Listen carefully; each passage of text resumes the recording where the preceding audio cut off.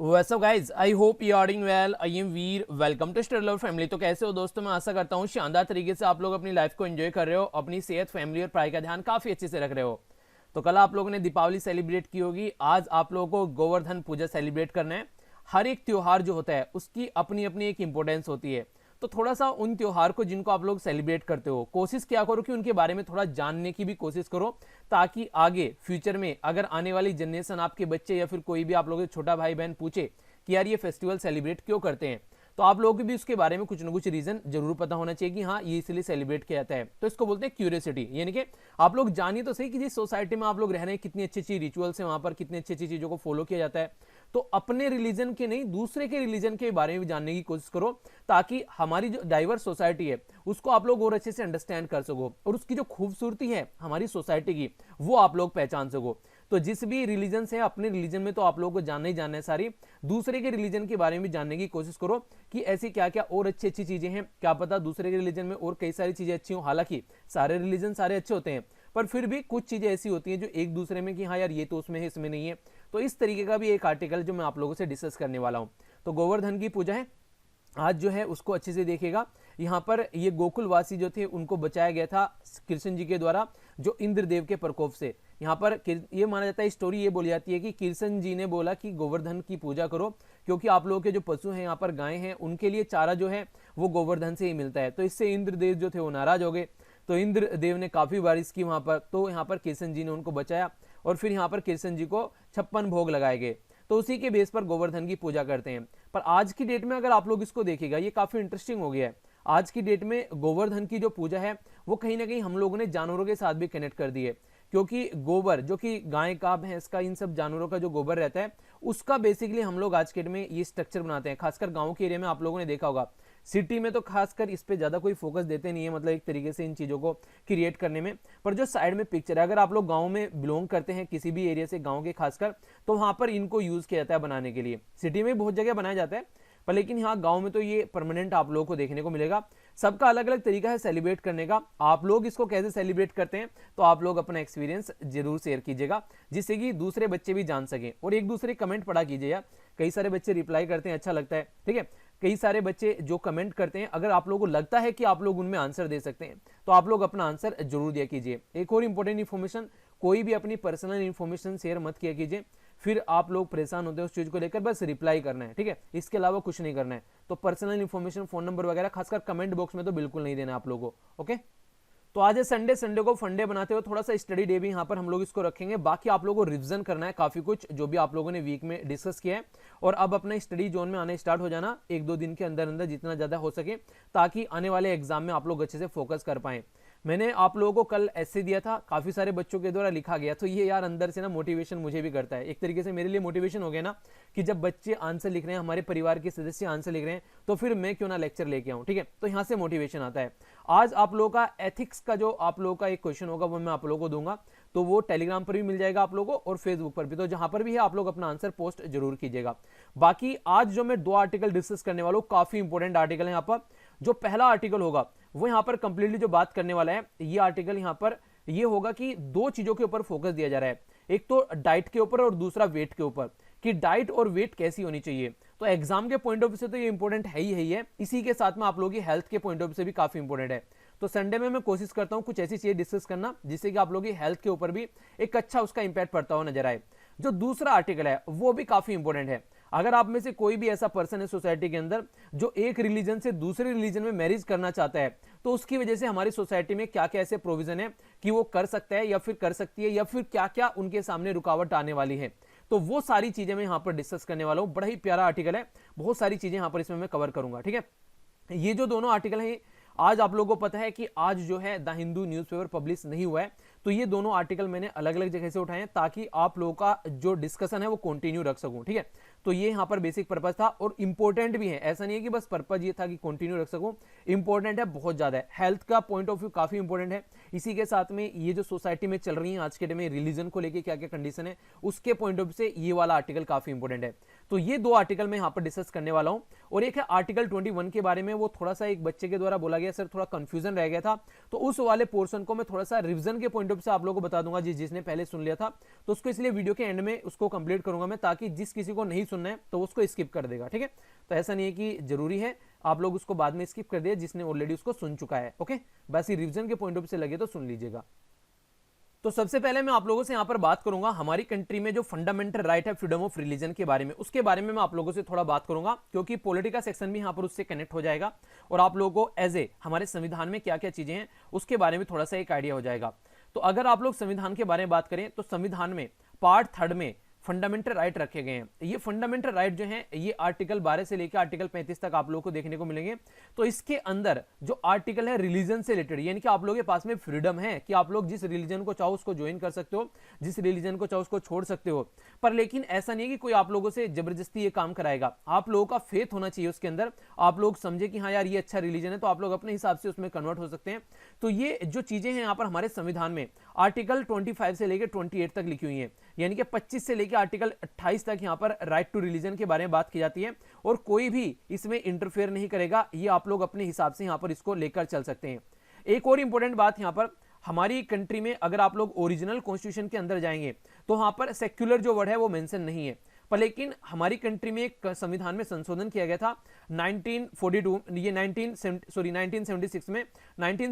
42nd constitution amendment, यानी कि 42वां constitution में संविधान में संशोधन किया गया था। और कब है 1976? ये आप लोगों को देखने को मिलेगा जब हमारी कंट्री में इमरजेंसी लगी हुई थी, तो उस टाइम की मैं यहां पर बात कर रहा हूं। तो यहां पर ये 42nd कॉन्स्टिट्यूशन अमेंडमेंट किया गया, सेक्युलर वर्ड ऐड किया गया, ठीक है, हमारे संविधान में, ताकि जो स्टेट है वो वहां पे इंटरफेयर न करें, और एक तरीके से ये जो अपने अपने रिलीजन को जैसे जैसे आप लोग एंजॉय करना चाहते हैं उसको एंजॉय कर सकें। एक इंटरेस्टिंग फैक्ट ये है कि हमारी कंट्री में अगर रिलीजन के बारे में मैं आप लोगों से बात करूं तो सेक्युलर जो वर्ड यूज किया था वो पॉजिटिव है, और जो वेस्टर्न वर्ल्ड में आप लोग जाएंगे, वेस्टर्न वर्ल्ड जो बोलते हैं इसका मतलब क्या है, जैसे कि यूएसए वगैरह इस साइड में जो यूरोपियन यूनियन है वहां पे आप लोग जाएंगे तो वहां पर नेगेटिव कॉन्सेप्ट है। नेगेटिव क्या है? क्योंकि वहां पर जो एडमिनिस्ट्रेशन है वो सपोर्ट नहीं करता है रिलीजन को जरा सा भी, पर हमारी कंट्री में यहां पर एक सपोर्ट देखने को मिलता है। आप लोग हज की यात्रा जाते हैं, अमरनाथ की यात्रा जाते हैं,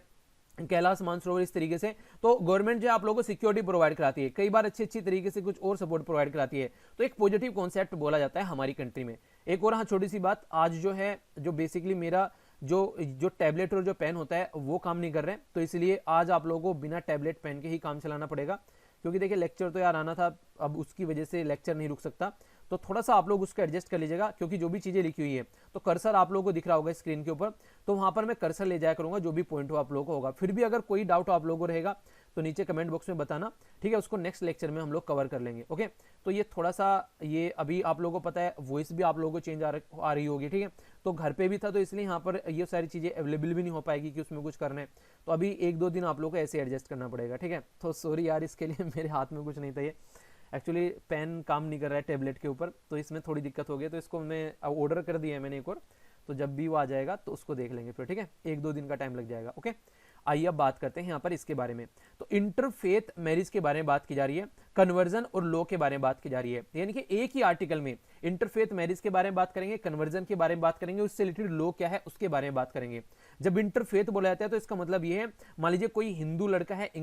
मुस्लिम लड़की से शादी कर रहा है, मुस्लिम लड़की है हिंदू लड़के से शादी कर रही है, या किसी और रिलीजन में जाकर शादी कर रहे हैं। हिंदू और मुस्लिम का उदाहरण इसलिए दिया जाता है क्योंकि अगर इन दोनों के बीच में कोई इस तरीके से शादी होती है तो उसमें सबसे ज्यादा सोसाइटी में बवाल होता है, तो ताकि आप लोग कोरिलेट कर सको इसलिए उदाहरण दिया है, ठीक है। अगर बात करूं यहां पर स्पेशल मैरिज एक्ट के बारे में, तो यहां पर जो आप लोगों को देखने को मिलेगा फ्रीडम ऑफ रिलीजन के बारे में अगर हम लोग बात करते हैं तो उसके साथ में कनेक्ट कर भी इसको पढ़ाने की कोशिश की जाएगी, ठीक है। तो यहां पर बात की जा रही है कि what are the provision of special marriage act and why are the state जो है आज के डेट में जो लॉ बनाने की कोशिश कर रहे हैं कि फ्रीडम ऑफ रिलीजन से रिलेटेड जो यहाँ पर एक तरीके से लॉ आने वाले हैं कि कहां पर आप लोग मैरिज कर सकते हैं और इसको रोका जाएगा, तो उसके बारे में कुछ बातें हैं यहाँ पर। सबसे पहले तो स्पेशल मैरिज एक्ट हमारी कंट्री में 1954 का, शॉर्ट फॉर्म में हर जगह आप लोगों को ये SMA लिखा हुआ मिलेगा, ठीक है, स्पेशल मैरिज एक्ट,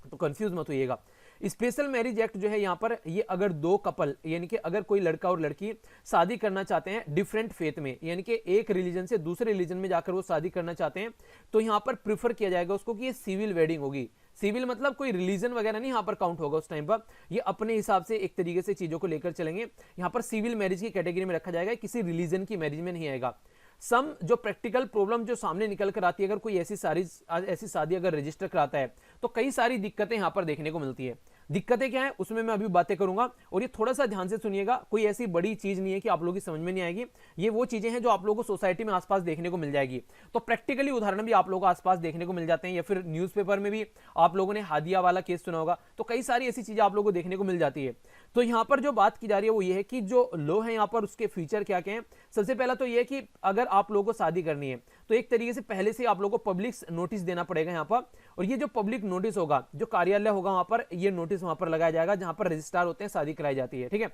इसी के साथ में अगर कोई ऑब्जेक्शन है किसी को, ठीक है, तो वो भी बातें यहां पर देखने को मिलेगी। ऑब्जेक्शन अगर यहां पर कोई निकल कर आता है, मान लीजिए आप लोगों ने इंटरफेथ मैरिज की और किसी को ऑब्जेक्शन है, तो उसको भी काउंट किया जाएगा इसके अंदर में। हालांकि कई बार ये बोला जाता है कि यार जैसे शादी करने कोई जा रहा है उसको पब्लिक में क्यों दिखा रहे हो आप लोग, अगर कोई हिंदू हिंदू से शादी कर रहा है, मुस्लिम मुस्लिम से शादी कर रहा है, उसको तो पब्लिक में कोई आप लोग नोटिस नहीं लगाना पड़ता। तो यहां पर ये नोटिस लगाना पड़ रहा है, तो इनडायरेक्ट वे में बोला जाए तो यहां पर सेफ्टी एंड जो यहां पर प्राइवेसी है उसका दोनों का हनन होता है। ये अगर अक्रॉस द रिलीजन जाकर आप लोग मैरिज करते हैं तो ये इसके बारे में कई सारे क्वेश्चन है, कई सारी चीजें हैं। तो ये सारी चीजें अभी चली हुई आ रही हैं, तो देखते हैं इनका कब तक सॉल्यूशन निकलता है। इसी के साथ में जो मैंने अगर आप लोग बात करें मैरिज के बारे में, तो पर्सनल लॉ है। अगर दूसरी जो अगर बात करें जो इंटर कन्वर्जन शादी नहीं करते हैं, एक दूसरे से हिंदू हिंदू से मुस्लिम मुस्लिम से शादी करता है, तो उसमें कई सारे लॉ ऑलरेडी हमारी कंट्री में है। यानी कि जो स्पेशल प्रोविजन आप लोगों को यहाँ पर ये देखने को मिल रहा है, ये आप लोगों को यहाँ पर इन्हीं में देखने को मिलेगा अगर इंटरफेथ जाकर आप लोग मैरिज करते हैं। तो इंपॉर्टेंट है, क्यों है न्यूज में, पहले वो समझिए। अभी रिसेंटली कई सारी ऐसी स्टेट गवर्नमेंट है जिनके द्वारा बोला गया है कि वो इसके ऊपर लॉ बनाएंगे। ठीक है, यानी कि वो बोल रहे हैं कि यहां पर chief minister of Uttar Pradesh, Haryana, Karnataka कि वो इसके ऊपर लॉ बना के लेकर आएंगे, ताकि यहां पर अगर कोई इस तरीके से शादी करता है, यानी कि एक तरीके से आप लोग समझिए कि शादी इस तरीके से करता है कि उसको उसकी वजह से रिलीजन कन्वर्ट करना पड़ रहा है। यानी कि अगर आप लोग शादी कर रहे हैं और शादी की वजह से रिलीजन कन्वर्ट कर रहे हैं तो उसको बैन किया जाएगा। यानी कि शादी के लिए रिलीजन कन्वर्ट नहीं करना है। तो देखिए यहां पर आप लोग दो चीजें देख सकते हैं, एक तो ये कि यहां पर एक अच्छा पॉइंट है इसका, दूसरा ये बुरा पॉइंट है। वो क्या है, वो यहां पर ये अच्छा पॉइंट यहां पर ये, अगर शादी के लिए रिलीजन कन्वर्ट नहीं करना है तो इसका मतलब ये होगा दो लड़कों लड़की ने जिसने भी शादी की है तो उन्हें रिलीजन कन्वर्ट नहीं करना है, तो दोनों जो है दो रिलीजन को एंजॉय कर पाएंगे अगर वो मिलकर एंजॉय आपस में करते हैं और लाइफ को थोड़ा सा लिबरल तरीके से लेकर चलते हैं, यानी कि अब उसको लेकर फ्रस्ट्रेट हो रहे हैं और सोसाइटी उनको एक्सेप्ट कर लेती है। पर दूसरा यहां पर यह भी है कि रिलीजन के नाम पर कई बार फोर्सफुल कन्वर्ट यहां पर देखने को मिलता है और कई बार धोखे वाला कन्वर्ट भी यहां पर देखने को मिलता है। तो उन सब के लिए भी यहां पर कुछ ना कुछ बातें आप लोगों को देखने को मिलेंगी। अगर बात करूं यहां पर स्पेशल मैरिज एक्ट यानी कि SMA के बारे में, तो यहां पर बात यह की जाती है कि 21 ईयर ऑफ एज लड़के की आज के डेट में हमारी कंट्री में, और यहां पर जो लड़की की है वो है 18 ईयर एज यानी कि 18 साल। तो यहां पर ये जरूरी है, अगर आप लोग यहां पर स्पेशल मैरिज एक्ट के अंदर आना चाहते हैं तो ये कंडीशन जरूरी है, पहली कि लड़का 21 साल का हो और लड़की 18 साल की हो। दूसरा पॉइंट क्या है, यहां पर किसी ने भी किसी और के साथ में शादी न कर रखी हो, यानी कि पता चला किसी और के साथ में भी शादी कर रखी है और यहां पे भी शादी कर रहे हैं, तो दूसरा पॉइंट यहां पर यह है कि इस तरीके से आप लोग शादी नहीं कर सकते। तीसरा पॉइंट जो बोल रहा है कि capable of giving valid consent, यानी कि एक तरीके से आप लोगों की सहमति होनी है, वैलिड कंसेंट होना है यहां पर, तो वो चीजें आप लोगों को देखने को मिलेगी। ये चौथा पॉइंट यहां पर बोला गया है कि not suffer for any mental disorder, यानी कि ऐसा ना हो कि किसी मेंटल डिसऑर्डर से कोई पर्सन है, यानी कि उसको चीजों की समझ नहीं है और उसको फोर्सफुली शादी करा दी, उसको कन्वर्ट कर दिया, तो ये भी चीजें यहां पर नहीं हो सकती। तो ये भी एक इंपॉर्टेंट पॉइंट है यहां पर। अगर इस तरीके से आप लोग करते हैं तो एक तरीके से अनफिट है मैरिज के लिए भी और आगे संतान पैदा करने के लिए भी आप लोग यहां पर इस तरीके से नहीं कर सकते, लो आप लोगों को अलाउ नहीं करेगा। ठीक है, ये इंपॉर्टेंट पॉइंट है जो आप लोग जरूर याद रखिएगा, जो खासकर अगर लिखने के लिए भी कुछ आप लोगों से आता है इन सब चीजों के बारे में तो आप लोग ये पॉइंट वहां पर डायरेक्ट ऐड कर सकते हैं। इसी के साथ में बात की जा रही है कि जो डिग्री ऑफ जो प्रोफेशन रिलेशनशिप है उसके बारे में बात यहां पर की जा रही है कि इस तरीके की अगर मैरिज होती है तो परमिट नहीं किया जाएगा अगर ओनली आप लोग यहां पर एक तरीके से जो रिलीजन को एक तरीके से कन्वर्ट किया जा रहा है ओनली मैरिज के पॉइंट ऑफ व्यू, और वो रिलीजन जो है यहाँ पर अलाउ भी नहीं कर रहा है। यानी कि रिलीजन जो है उस रिलीजन में ये सारी कुछ ऐसी पॉइंट होते हैं कि कई सारे रिलीजन में वो उसको अलग तरीके से फॉलो करते हैं। ठीक है, मैरिज करने का तरीका ही आप लोग देख लीजिए अलग अलग देखने को मिलेगा। तो अगर वो रिलीजन उसको प्रोहिबिट कर रहा है तो भी आप लोग यहाँ पर इसको आगे लेकर नहीं चल सकते हैं। ठीक है, तो ये आप लोगों को समझना पड़ेगा। जो भी पार्टीज यहां पर शादी करना चाहती है, पार्टी का मतलब लड़का और लड़की है, बोले पॉलिटिकल पार्टी नहीं है, ठीक है। तो जो भी पार्टी यहां पर शादी करना चाहती है, ठीक है, तो उनको यहां पर एक तरीके से जो मैरिज ऑफिसर है उससे मिलना पड़ेगा। और यहां पर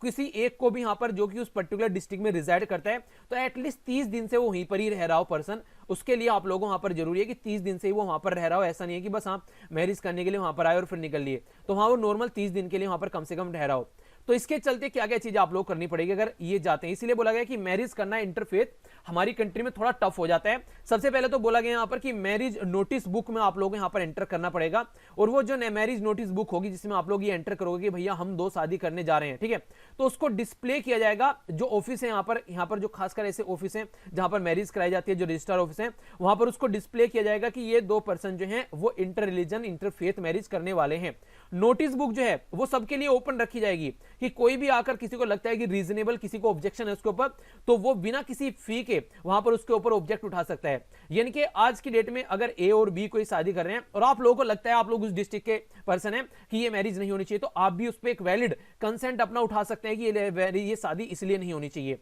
ठीक है। इफ आइदर ऑफ पार्टी, ठीक है, कोई भी अगर उस पर्टिकुलर डिस्ट्रिक्ट का नॉट ए परमानेंट रेजिडेंट, यानी कि जिस डिस्ट्रिक्ट में शादी करें उसका परमानेंट रेजिडेंट नहीं है, तो उनको क्या करना पड़ेगा, एक कॉपी अपनी इस मैरिज की उस परमानेंट डिस्ट्रिक्ट में भेजनी पड़ेगी और उस परमानेंट डिस्ट्रिक्ट में इसको लगाया जाएगा। तो ये एक इंपॉर्टेंट है। और फिर उस डिस्ट्रिक्ट में डिस्प्ले किया जाएगा डिस्ट्रिक्ट ऑफिस में, वहां पर भी, यानी कि यहां पर तो ये होगा ही होगा, वहां पर भी ये इसको नोटिस किया जाए, वहां पर भी नोटिस पर लगाया जाएगा। और मैरिज जो है वो संपन्न की जाएगी विद इन 3 मंथ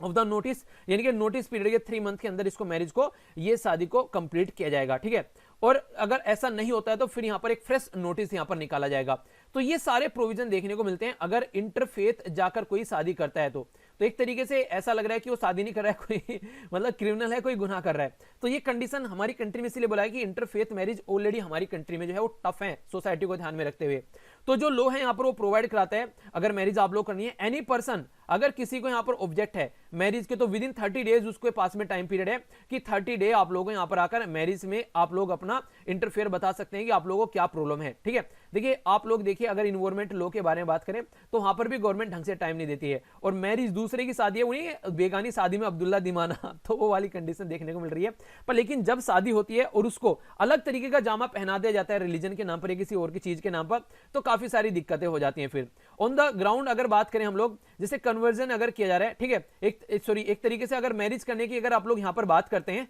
कन्वर्जन ये मतलब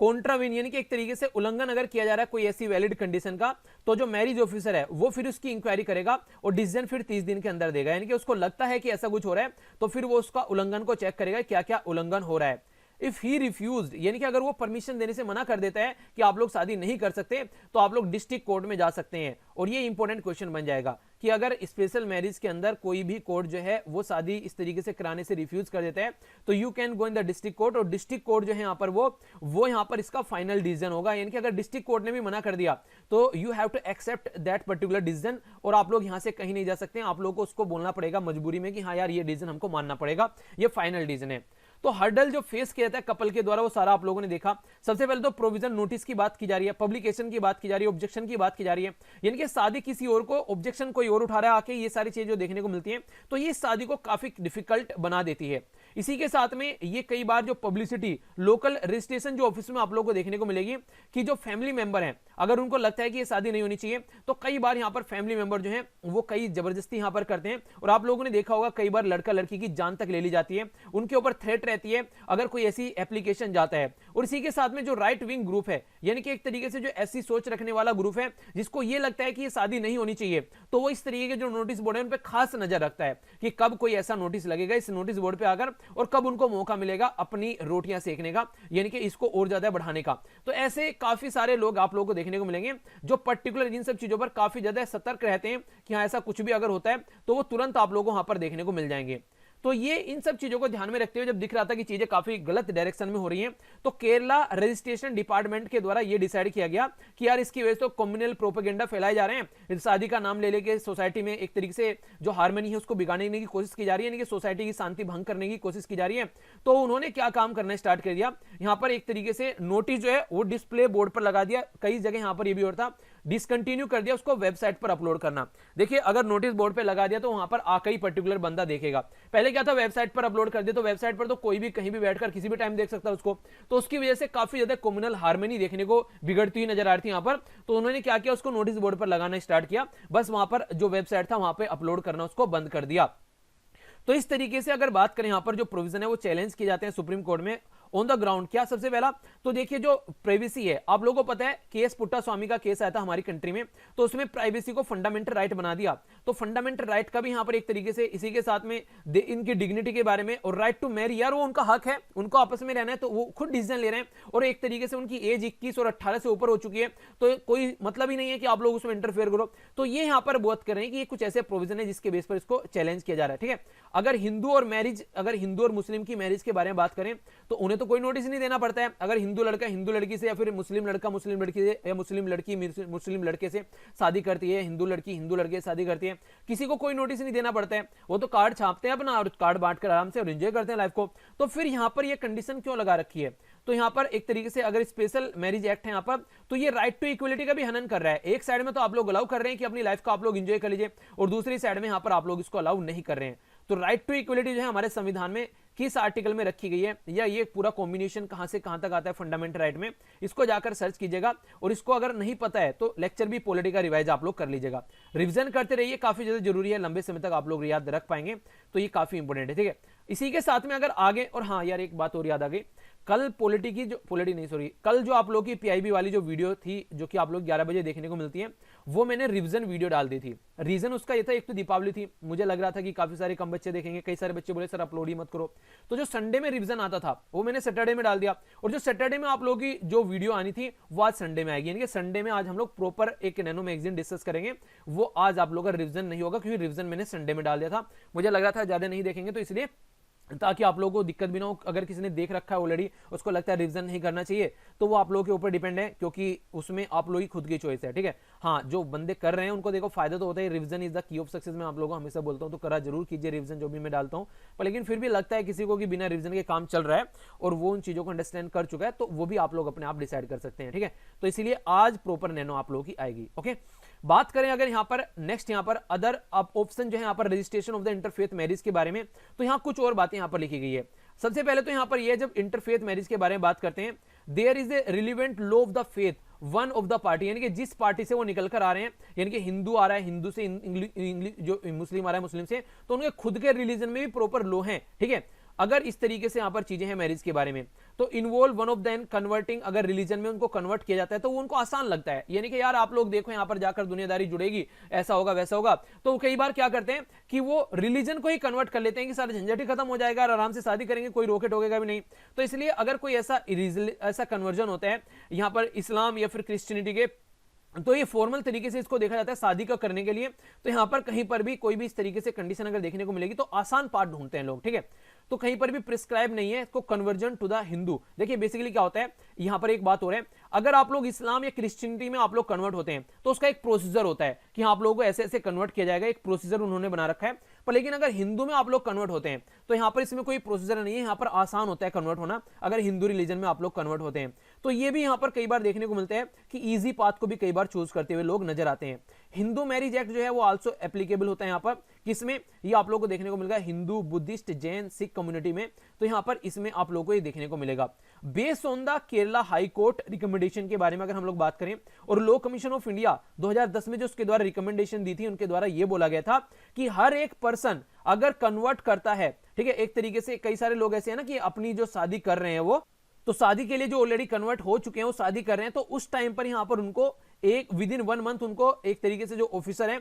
जो रजिस्ट्रार मैरिज ऑफिसर है, वहां पर जाकर उनको उसको इन्फॉर्म करना पड़ेगा। और इसी के साथ में जो पर्सन है आफ्टर 21 डेज जो है वो इसका कंफर्मेशन यहां पर मिलेगा उसको, जो पर्टिकुलर पर्सन है। तो ये बातें आप लोगों को केरला के अंदर जो चीजें देखने को मिली उसके बारे में यहां पर ये बातें की जा रही है। बाकी अगर बात करें यहां पर जो रिकमेंडेशन है वो नॉट एप्लीकेबल, यानी कि एप्लीकेबल नहीं है। जैसे स्टेट है, ठीक है, तो स्टेट जो freedom of the religion act के बारे में बात करें वहां पर एप्लीकेबल नहीं होगी। रीजन क्या है इसका? रीजन ये है कि वो साफ साफ यहां पर लिख रहे हैं कि आप लोग यहां पर ये मैरिज के लिए रिलीजन से कन्वर्ट हो ही नहीं सकते हैं। यानी कि जो अभी यहां पर बात करें, Himachal Pradesh freedom of religion act 2019, Uttarakhand freedom of religion 2018, और अभी उत्तर प्रदेश से फ्रीडम ऑफ रिलीजन के बारे में बात की जा रही है। तो यहां पर क्या क्या प्रोहिबिट करते हैं ये, यहां पर जो प्रोहिबिट करते हैं, अगर यहां पर एक तो एक तरीके से मिस रिप्रेजेंटेशन यानी कि गलत बयानबाजी जो भी होती है, कोई धोखाधड़ी होती है, अनुचित प्रभाव या फिर किसी इन्फ्लुएंस में प्रलोभन में लाकर, या फिर कई बार खरीदा जाता है, चीजों को बेचा जाता है, उसके चलते यहां पैसे देकर कोई काम किया जा रहा है, या फिर लास्ट में यहां पर मैरिज भी वर्ड इन्होंने ऐड कर दिया है। यानी कि अगर मैरिज भी आप लोग इस तरीके से कर रहे हैं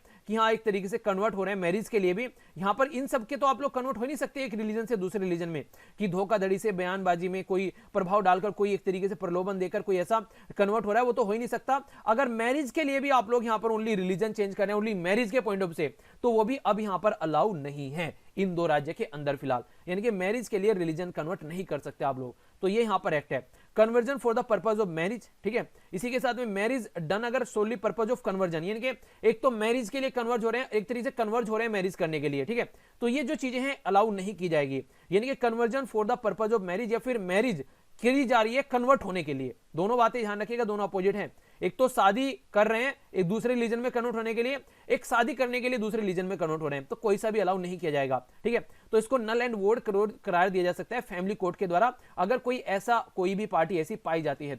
तो ये था कंप्लीट आर्टिकल, काफी प्यारा आर्टिकल था। आई होप कि आप लोग इसको अंडरस्टैंड कर पाए होंगे और चीजें कुछ इस तरीके से समझ पाए होंगे सोसाइटी में क्या चल रहा है। तो चीजें यहां पर ऐसे ही बताई गई आप लोग, ताकि आप लोग उसको उस तरीके से अंडरस्टैंड कर सके, ना कि आप लोग उसको ऐसे देखें कि हाँ बस ये यार ये एक आर्टिकल है, बस हाँ एग्जाम के लिए पढ़ना है। नहीं, ये सोसाइटी के पॉइंट ऑफ से चीजें आप लोगों को देखने को मिलती हैं, और बहुत सारे ऐसे फैमिली मेंबर होंगे जो कोई ना कोई इस चीज का शिकार भी होगा, ठीक है। कई सारे लड़के ऐसे होते हैं, सिर्फ दूसरे रिलीजन की लड़की शादी करता हूं, वो पसंद करता हूं, पर शादी नहीं हो पा रही, सोसाइटी में चाहिए। बहुत सारे ऐसे भी मैसेज और कई बार मेल देखने को मिलते हैं। तो ये आप लोगों के लिए इंपॉर्टेंट है कि आप लोग इसको जाने पहले एक बार कि कानूनन क्या चीजें हैं हमारी कंट्री में। ओके, बिना पेन के कोई दिक्कत तो नहीं हो रही है? अगर हो रही होगी तो बता देना, ठीक है ना, क्योंकि यार देखो थोड़ी सी मजबूरी है जितना हाथ में होता उतना तो कर लेता हूँ, ठीक है। फिर भी बता दीजिएगा आप लोग। आगे बात करते हैं, यहाँ पर ये इंपॉर्टेंट आर्टिकल आप लोग वेट की और डाइट की बात कर रहा है, यानी कि हेल्थी रखने की बात कर रहा है। तो संडे फंडे में हेल्थ डे भी आज लोग हम डिस्कस कर लेते हैं, यानी कि हेल्थी डे बना लेते हैं थोड़ा सा। तो यहाँ पर आप लोग देखिए, यहाँ पर ये पर्टिकुलर आप लोग ये पिक्चर देखेगा, इसमें यहाँ पर जो दिखाया गया है वो दिखाया गया बेसिकली, यहाँ से अगर आप लोग लेफ्ट से राइट में अगर आप लोग जाते हैं तो आप लोगों को देखने को मिलेगा जो फैट कंटेंट है यहाँ पर बॉडी के ऊपर वो बढ़ता हुआ चला जा रहा है। तो यहाँ पर एक तरीके से जो वेट है और जो डाइट है वो काफी बड़ा रोल प्ले करता है यहाँ पर। तो कई सारी बातें मैं आप लोगों को यहाँ पर बताऊंगा जो इंपॉर्टेंट है और आप लोग इनको इंप्लीमेंट भी कर सकते हैं। सबसे पहला तो ये आर्टिकल किस लिए है, यहाँ पर नेशनल जो इंस्टीट्यूट ऑफ न्यूट्रिशन है उसके द्वारा कुछ यहाँ पर भी चीजें सामने रखी गई हैं, तो उसी के बारे में हम लोग बात करेंगे। तो यहाँ पर जो बात की जा रही है, दोनों के अलग अलग बात की जा रही है, मेल के बारे में और फीमेल के बारे में, तो दोनों को अलग अलग ही मैं समझा के यहाँ पर चलूंगा, ठीक है। सबसे पहले जो यहाँ पर बात की जा रही है इंपोर्टेंट वो ये है कि नेशनल इंस्टीट्यूट ऑफ न्यूट्रिशन यानी कि NIN कहां पर है? ये हैदराबाद कहां पर है? तेलंगाना के अंदर। तो इस कई सारे इंस्टीट्यूशन का नाम देकर भी क्वेश्चन पूछा जाता है कि ये किस राज्य में पड़ता है इंस्टीट्यूट, इसका नाम बताइए। तो यहाँ पर राज्य का नाम मैच करने के लिए आ जाता है, खासकर स्टेट पीसीएस में, तो ठीक है। Indian council of medical research जो है ये नेशनल इंस्टीट्यूट ऑफ जो न्यूट्रिशन जो है यहाँ पर national institute of nutrition NIN Hyderabad based ये रिसर्च बॉडी है Indian council of medical research की। तो इसके द्वारा अभी कुछ गाइडलाइन जारी की गई यहाँ पर, जिसमें अपडेट किया गया इसके द्वारा कि जो डाइटरी अलाउंस होना चाहिए वो कैसा होना चाहिए, यानी कि डाइट कैसी होनी चाहिए, किस तरीके से यहाँ पर न्यूट्रिशन जो है वो यहाँ पर मिल सकता है प्रॉपर। तो उनके बारे में यहाँ पर इनके द्वारा बात की गई है। बेस्ड ऑन सेवरल रिकमेंडेशन, यहाँ पर कई सारे पॉइंट यहाँ पर निकल कर आते हैं कि कैसे कैसे क्या क्या चीजें होनी चाहिए, और ये टाइम टू टाइम इनका रिवीजन भी चलता रहता है, यानी कि ऐसा नहीं है कि फिक्स है, यहाँ पर कई बार ये चीजें टाइम टू टाइम चेंज होती रहती हैं। अगर बात करूं इंडियन मेल और इंडियन फीमेल के बारे में, तो उनके बारे में हम लोग यहाँ पर देखेंगे कि आइडियल वेट क्या होना चाहिए, यानी कि आप लोगों की बॉडी के हिसाब से आप लोगों का वेट क्या होना चाहिए। तो एक तरीके से वो बातें समझाने की कोशिश की जा रही है। अगर आप लोगों को लगता है आप लोग फिट है तो आप लोग उसको चेक कर सकते हैं कि रिलेटिव में आप लोग फिट है अपने वेट के हिसाब से, तो उसके लिए कुछ बातें बताऊंगा। सबसे पहले बात करते हैं 1989 में एक एक्सपर्ट कमेटी बनाई गई थी कि NIN के द्वारा, नेशनल इंस्टीट्यूट ऑफ न्यूट्रिशन के द्वारा, उनके द्वारा डिसाइड किया गया कि एक तरीके से न्यूट्रिशन जो डाइट है उसके बारे में बात करेंगे। और डेटा यहां पर स्टडी किया गया इनके द्वारा कि एक तरीके से आज की डेट में हमारी कंट्री में जो ऑल इंडियन चिल्ड्रन है या फिर एडोलेसेंट, यानी कि जो किशोर, एडोलेसेंट क्या होता है, वो पर्टिकुलर पर्सन जिनका जो वर्ल्ड हेल्थ ऑर्गेनाइजेशन के हिसाब से 10 से 19 के बीच में आते हैं, ठीक है। और चिल्ड्रन इससे नीचे आप लोग देखिए, ठीक है। बेसिकली एक तरीके से जो एडोलेसेंट है, जवान युवक हैं, तो वो आप लोगों को 10 से 19 के बीच में देखने को मिलेंगे। तो इन सब के ऊपर फोकस दिया गया, क्योंकि अगर ये जनरेशन जो अभी यहाँ पर है ये आगे पढ़ती है, लिखती है, आगे बढ़ती है, तो कई सारी हमारी कंट्री में फायदे होते हुए नजर आएंगे। हमारी कंट्री की इकोनॉमी के पॉइंट ऑफ से बात करें, प्रोग्रेस के पॉइंट ऑफ से बात करें, तो रेफरेंस जो वेट यहाँ पर इसके द्वारा दिया गया था ये 60 दिया गया था यहाँ पर लड़के के लिए और 50 दिया गया था लड़की के लिए। यहाँ पर रेफरेंस का मतलब है कि एक एवरेज वेट निकाला जाता है, ठीक है। तो एवरेज जो बोला गया यहाँ पर 60 और 50 दिया गया। अगर लेटेस्ट रिपोर्ट के हिसाब से माने जो NIN के द्वारा जो यहां पर अभी नेशनली रिप्रेजेंटेटिव जो डेटा है, तो नेशनल फैमिली हेल्थ सर्वे के द्वारा जो कि 4th अभी प्रेजेंट किया गया 2015-16 में, नेशनल न्यूट्रिशन मॉनिटरिंग ब्यूरो इसके द्वारा प्रस्तुत किया गया 2015-16 में, वर्ल्ड हेल्थ ऑर्गेनाइजेशन के द्वारा 2006-7 में, और इंडियन एकेडमी जो यहां पर पर्टिकुलर इसी एरिया के ऊपर फोकस देकर चलती है, ठीक है। तो पेडियाट्रिक्स जो है यहां पर इसके द्वारा कुछ बातें बताएगी कि एक तरीके से किस तरीके से आप लोग एक्सेप्ट कर सकते हैं कि बॉडी का वेट कितना होना चाहिए पूरे लाइफ स्पैन में, यानी कि आप लोगों का जो टाइम है उसमें बॉडी का वेट क्या होना चाहिए। और जो ये एकेडमी मैंने बताई यहां पर बेसिकली बच्चों की दवाइयों के बारे में बात करती है, बच्चों की एज के बारे में बात करती है। पेडियाट्रिक्स मतलब बच्चों के रिलेटेड जो दवाइयां वगैरह दी जाती हैं। तो एक्सेप्टेबल रेफरेंस जो बॉडी वेट के बारे में बात की गई लाइफ स्टाइल में, तो कई सारी चीजें इनके द्वारा बताएगी। सबसे पहले तो ये बोला गया कि एक इंडियन अगर एडल्ट मैन है, यानी कि एक जवान युवक है और यह जवान युवती है, इनके लड़की है, तो उसका जो वेज 8 था यहां पर, उसमें कुछ मॉडिफिकेशन इनके द्वारा लाया गया। तो एज रखी गई यहां पर 19, ये यहां पर देखिए 19 से यहां पर अगर बात करें 19 से लेके यहां पर 39 तक, 19 से लेके 39 तक की बात की गई। यहां पर पहले जो था यहां पर 20 से लेके 39 तक किया जाता था, इनके इसको 19 कर दिया 20 की जगह। इसके चलते यहां पर बॉडी वेट जो है वो 65 किलोग्राम कर दिया, और जो 55 है यहां पर वो लड़कियों के लिए, और जो 65 है यहां पर वो लड़कों के लिए। तो यहां पर एक तरीके से ये किसके हिसाब से यहां पर चीजें की जा रही हैं, तो ये बॉडी मास इंडेक्स के हिसाब से यहां पर चीजें की जा रही है, जिसको BMI आप लोग बोलते हैं, बॉडी मास इंडेक्स BMI के नाम से जिसको आप लोग जानते हैं। तो यहां पर टर्म जो दी गई आइडियल, एक तरीके से मेजरमेंट जो किया जा रहा है, तो एवरेज वेट निकाला जा रहा है यहां पर, यानी कि हो सकता है कि मेरा जो वेट है वो आप लोग बोल सकते हैं कि 80 किलोग्राम है, आप लोगों का जो वेट है वो मान लीजिए आप लोगों का किसी का 85 किलोग्राम है, तो फिर किसी का आप लोग 65 बोल सकते हैं, किसी का 70 है, तो उनका सबका ऐड करके उसको जब आप लोग निकालते हैं तो उसके बारे में यहां पर बात की जा रही है, ठीक है। अगर यहां पर बात करें BMI के बारे में, तो बॉडी मास इंडेक्स कैसे निकालते हैं, तो यहां पर जो हाइट है वो आप लोग लेंगे एक तरीके से, यहां पर पहले आप लोग लेंगे मास ऊपर, ठीक है, और फिर नीचे हाइट लेंगे आप लोग यहां पर ये मीटर में, और वो लेंगे किलोग्राम में। यानी कि आप लोग का जो मास है, जो आप लोग का जो वेट है उसको किलोग्राम में रखिए, और जो हाइट है उसको मीटर में रखिए, और इससे डिवाइड कर दीजिए, तो आप लोग का BMI आ जाएगा, बॉडी मास इंडेक्स आ जाएगा। तो बॉडी मास इंडेक्स जब आप लोग का आएगा तो कैसे पता चलेगा आप लोग हेल्दी है नहीं है, तो इसमें अगर बॉडी मास इंडेक्स आप लोग का 18.5 से नीचे आता है तो इसका मतलब अंडरवेट है। इसका मतलब ये है कि बनाना खाने स्टार्ट कर दो, अच्छे से अपना ध्यान रखना स्टार्ट कर दो। इसी के साथ में जिनका वेट कम होता है वो कई सारे ऐसे प्रोविजन आप लोग ले सकते हैं, फालतू का उल्टी सीधी चीज नहीं खाने, दलिया हो गया, बनाना हो गया, ये ऐसी चीजें जो वेट बढ़ाएगा, ठीक है। एक्स्ट्रा एक आधा रोटी आप लोग एक्स्ट्रा खाना स्टार्ट कर दिए, दूध के साथ में बनाना सुबह शाम दो आप लोग लीजिए, तो वेट आप लोग का पुट ऑन होना स्टार्ट हो जाएगा। तो ये ऐसी चीजें कीजिए, ना कि ऐसा पिज्जा बर्गर और चाउमीन पर टूट गए, वो नहीं करना है, ठीक है, बॉडी को बर्बाद कर देगा। ओके, BMI अगर आप लोग 18.5 से लेके ये 24.9 के बीच में, तो ये आइडियल है, बेस्ट है एक तरीके से, बिल्कुल इससे अच्छा हो ही नहीं सकता अगर इसके बीच में आप लोग का बॉडी मास इंडेक्स है। बॉडी मास इंडेक्स अगर आप लोग का 25 से लेके ये 29.9 तक, यानी कि 29.9 तक है, तो इसका मतलब ओवरवेट है पर्सन, तो ये आप लोगों को समझना पड़ेगा। बॉडी मास इंडेक्स अगर आप लोग का 30 से जो यहां पर 30 से ऊपर चला गया है तो ओबेसिटी का शिकार हो चुके हैं, ये आप लोग समझिए। यानी कि जो पिक्चर मैंने दिखाई थी तो 30 का मतलब है कि इस कैटेगरी में आ चुके हैं, अब तो कुछ सुधार लेना चाहिए, वरना बॉडी में बहुत सारी दिक्कतें प्रॉब्लम आप लोगों को होती नजर आएगी। तो इनके द्वारा जो बातें समझाई गई यहां पर, तो ये ही बातें बताई गई, बॉडी मास इंडेक्स को ध्यान में रखते हुए चीजों को यहां पर कवर किया जाएगा, और आइडियल जो वेट आप लोगों की बॉडी के हिसाब से बैठता है उसके ऊपर आप लोगों को ध्यान देना पड़ेगा, जो कि काफी ज्यादा जरूरी है हष्ट पुष्ट इंसान रखने के लिए। अगर इंडियन का कंपेयर करें हम लोग इंटरनेशनली, हमारी कंट्री में जो बॉडी मास बताया मैंने 65 और 55 बताया, जो प्रेजेंट टाइम पे जो चीजें चल रही हैं, पर लेकिन अगर कंपेयर करें इसको दूसरी कंट्री के साथ में, तो ग्लोबली आप लोगों को देखने को मिलेगा जो डच कंट्री है वहां पर 87 है यहाँ पर, ठीक है, लड़के का, और लड़की का है 72, यानी कि वहां पर हाइट के हट्टे खट्टे लड़के लड़की आप लोगों को देखने को मिलेगी हमारी कंट्री के कंपेयर में। यूनाइटेड किंगडम में यहाँ पर 86.8 है लड़के के लिए, लड़की के लिए 72.9, यानी कि यहाँ पर भी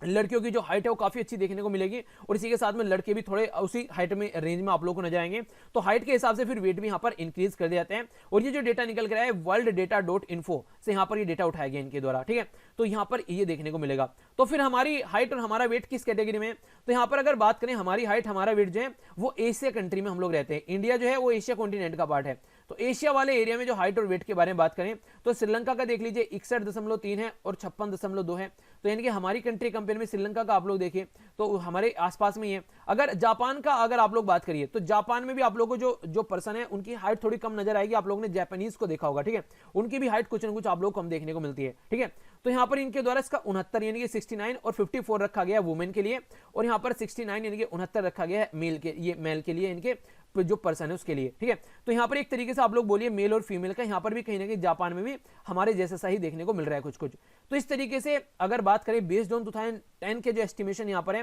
तो लेटेस्ट एनआईए जो रिवीजन है उसको आगे भी ये पुश कर सकते हैं और इसको ध्यान में रखते हुए, यानी कि ये चीजें फिक्स नहीं है, आप लोगों को देखने को मिलेगा जैसे जैसे सिचुएशन होती है फिर से उसका एनालिसिस किया जाता है, जो चीजें सही है उसको बढ़ा दिया जाता है, जो गलत है उसको रोक दिया जाता है, तो ऐसी चीजें देखने को मिलेगी। तो ये तो हो गया वेट कितना होना चाहिए, तो बॉडी मास इंडेक्स के हिसाब से आप लोग अपना वेट चेक कीजिएगा। अपने घर में भी आप लोग मदर फादर का या फिर अपने सिस्टर छोटे भाई बहन का आप लोग वेट चेक कर सकते हैं और देख सकते हैं उनका बीएमआई सही है या फिर गलत है। अगर उनका ज्यादा हो गया तो उसको कम कराइए, उनकी जो थोड़ी हेल्थ है उसको सही करिए, उनको थोड़ा सा जो खाने पीने में उसमें चेंज करा के लाइए। और अगर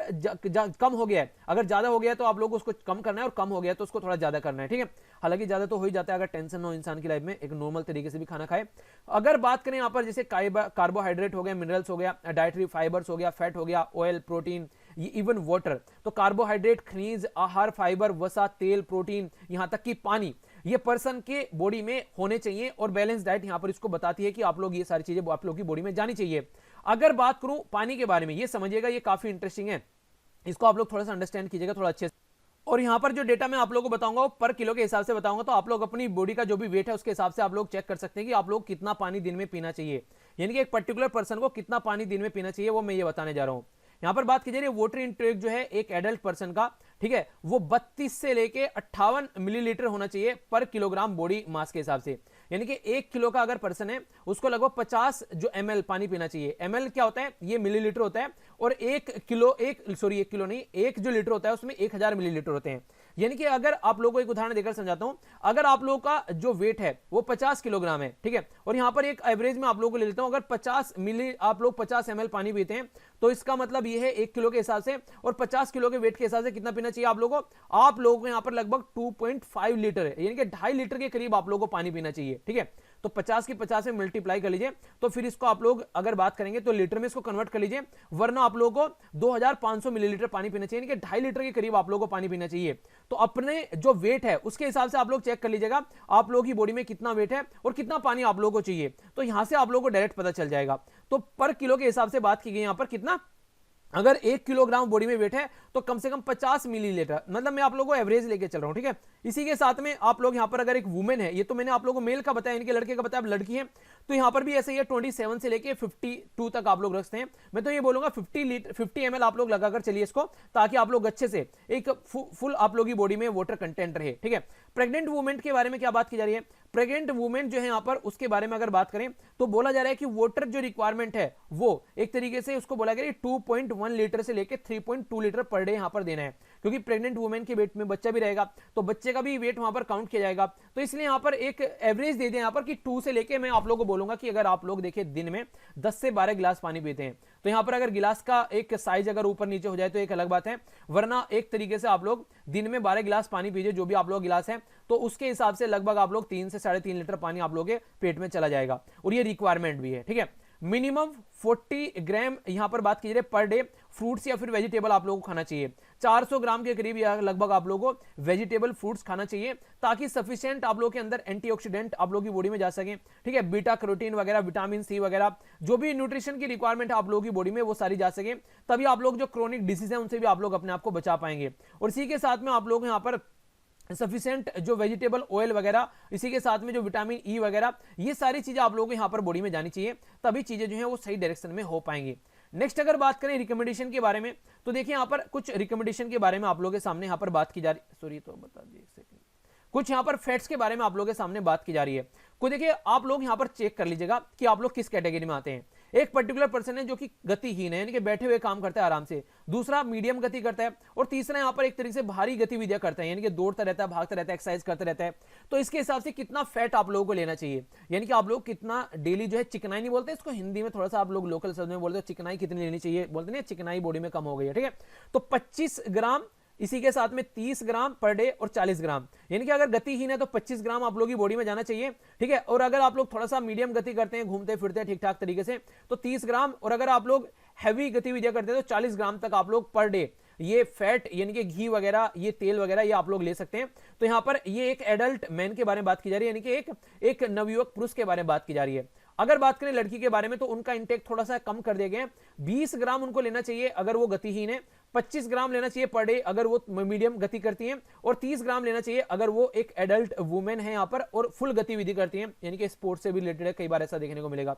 तो ये पूरा डेटा आप लोगों के सामने है। तो आप लोग अपनी बॉडी का वेट कितना होना चाहिए, आप लोगों को पानी कितना पीना चाहिए, और कितना आप लोग फैट ले सकते हैं, तो ये सारी चीजें यहां पर आप लोगों को मैंने बता दी, जो कि आप लोग यहां पर काउंट कर चल सकते हैं। ठीक है, तो इंपॉर्टेंट आर्टिकल था आप लोगों के, अगर देखा जाए हेल्थ के पॉइंट ऑफ व्यू से, तो ये चीजें आप लोग थोड़ा सा खुद भी याद रखिएगा, और आसपास में अगर कोई आप लोग है जो जानना चाहते हैं इनके बारे में, तो उनको जरूर बताइएगा। ओके,